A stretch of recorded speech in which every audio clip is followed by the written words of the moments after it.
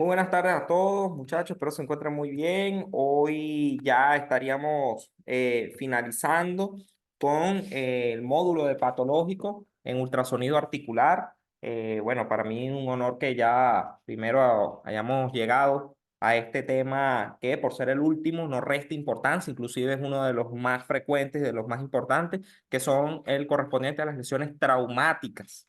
¿Ok? Lo que son las roturas, la tendinosis, las lesiones sobre todo, tanto de esguince, y bueno, todo lo que sería tanto parcial como total en este tipo de patologías. ¿Ok? Mi nombre es Manuel Ceballos, soy médico radiólogo docente y quien les dará las clases esta noche pues va a ser mi persona avalada por el Ministerio de Educación y la Clínica Docente de Radiología. Bueno, sin más a qué hacer referencia, vamos a comenzar hablando acerca en general, ¿no? De las lesiones postraumáticas.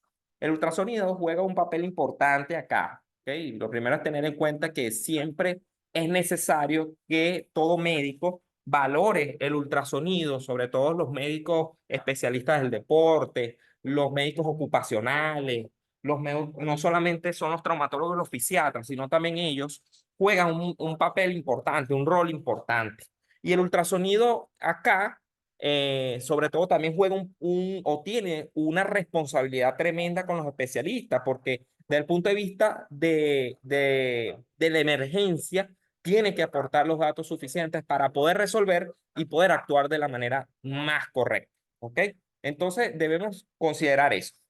Otra cosa importante es que para el médico tratante debe conocer las utilidades y debe conocer también las limitaciones propias al solicitar e interpretar el mismo. ¿Por qué? Porque muchas veces no sabemos bien cuál es el estudio que debemos realizar, que debemos indicar. A veces nos vamos directamente a una resonancia magnética, pero no obviamos la utilidad y el papel tan fundamental que juega la ecografía. Otras veces, pues nos vamos en contexto de una fractura directa a una tomografía, sin contar primero con la rayos X convencional. Eso se ha visto mucho, sobre todo en el tema pediátrico. Entonces, nosotros como radiólogos tratamos de limitarnos mucho a no indicar perdón, algún estudio con radiación, sabiendo que pues, el ultrasonido puede resolverlo.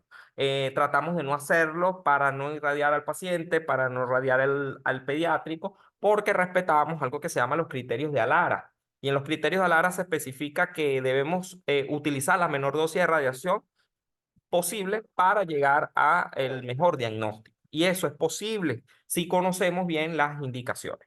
He visto también algunos casos donde solamente, o sea, hay algún tipo de lesión de, vamos a suponer, en general, manguito rotador, alguna tendinopatía postraumática, algún desgarro. Y resulta que he visto mucho solicitar rayos X. El traumatólogo y todos los especialistas que le indica deben también conocer que la rayos X no es específica para estudiar tejidos blandos. Yo puedo ver algunas patologías a través del tejido blando por rayos X, pero no es el deber ser. A veces debemos considerar muy bien eso, porque entonces en costo-beneficio perjudicamos mucho al paciente porque al final va a terminar realizándose otro estudio, al final no se va a interpretar de manera correcta, no vamos a realizar el tratamiento oportuno y créanme que se los digo porque es el día a día, yo lo vivo y lo trabajo. Entonces, por esa razón, siempre hago hincapié en todo mi equipo multidisciplinario para que valoren muy bien al paciente antes de indicar un estudio. Entonces, bueno, eso sencillamente es un preámbulo para que nada más ustedes lo tengan en valoración. Y bueno, sepamos entonces que el ultrasonido musculoesquelético juega en la patología postraumática el papel más importante de la actualidad. Me atrevo a decirlo que el estudio ecográfico debe ser primera línea a solicitar en la patología postraumática de las lesiones miotendinosas. ¿Ok? Ahora bien, vamos a empezar hablando con la fractura. He visto pues casos donde las fracturas a veces nos limitan al ultrasonido, eso todos lo sabemos, eso no es un secreto. Pero hay casos muy particulares de fracturas que yo puedo observar por la ecografía, sobre todo en la impactación ósea, la lesión de Hill-Sachs, ¿no? Que se va a observar como un defecto del contorno, ¿ok? Sobre todo posterolateral de la cabeza humeral. por lo general son secundarias, una luxación. Entonces, cada vez que yo veo esa lesión por ultrasonido, lo voy a observar como una discontinuidad en la cortical, ¿no?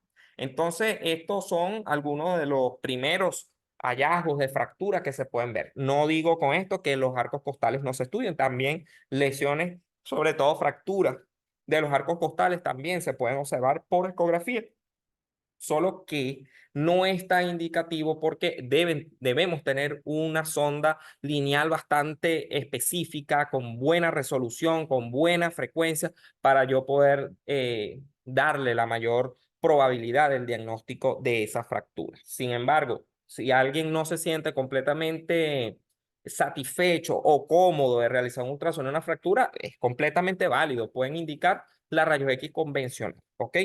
La fractura por impactación ósea de Hill-Sachs, bueno, principalmente hay que reconocer, aquí tenemos la cabeza humeral, sobre todo en la parte posterior, y se observa pérdida de la cortical. Miren acá donde debería ir la cortical, y aquí hay una pérdida del mismo. Incluso no solamente hay una pérdida, sino que hay una depresión de la misma zona. ¿Ok? Este es un paciente con luxaciones muy repetitivas que hizo pues una fractura de este tipo.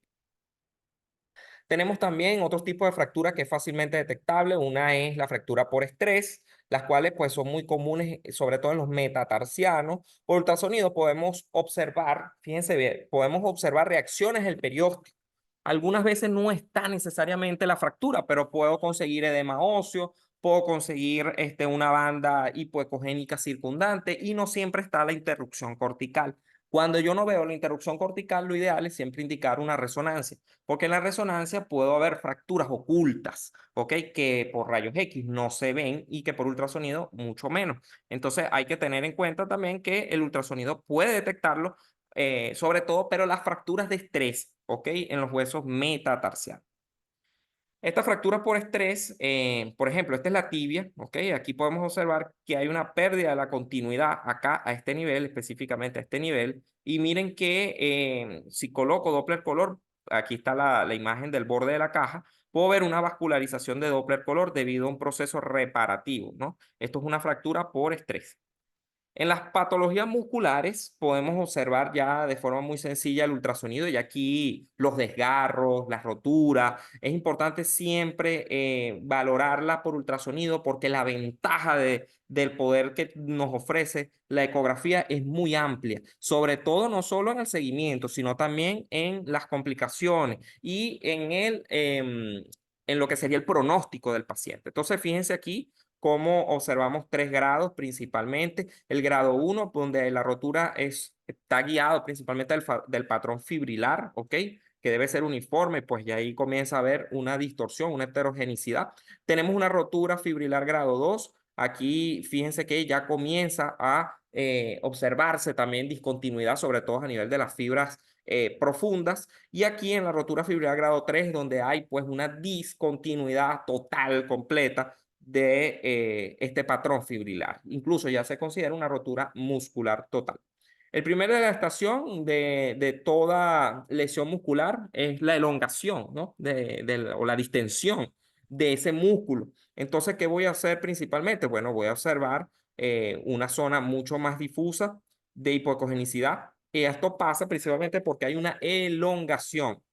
Entonces las imágenes son más hipoecogénicas, son de bordes igual difusos, con separación de los septos fibroadiposos. Miren que aquí está bastante uniditos esos septos, pero acá ya se separan mucho más.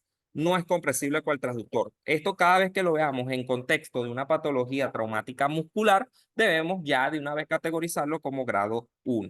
En el segundo estadio, ya les había mencionado que ya afecta inclusive planos profundos. Por ejemplo, estamos aquí en el compartimento lateral del cuádriceps y esto precisamente ocurre por un mecanismo de distensión. ¿Qué pasa? Se considera principalmente una rotura parcial, ¿ok? Bueno, principalmente se ve igualito, alargado, bastante elongado el músculo, pero aparte de eso, podemos observar en el músculo vasto lateral que hay un desgarro parcial. Muchas veces estas lesiones están presentes y están acompañadas de una colección anecoica del músculo con pérdida de la continuidad de la fibra. ¿Ok? Entonces miren acá cómo se puede observar esta imagen anecoica. No alcanza toda la totalidad lo que nos habla principalmente de que está en las fibras superficiales. Aquí tenemos otro desgarro, un paciente, este caso sí lo recuerdo, es un paciente beisbolista, un pitcher, que bueno, hizo un desgarro parcial del supraespinoso, ¿ok? Entonces miren aquí cómo se ve una imagen anecoica que puede ser correspondiente a un hematoma. Es superficial, no involucra planos en toda su totalidad, sino nada más se limita a la parte superficial y esto nos habla principalmente de esta patología.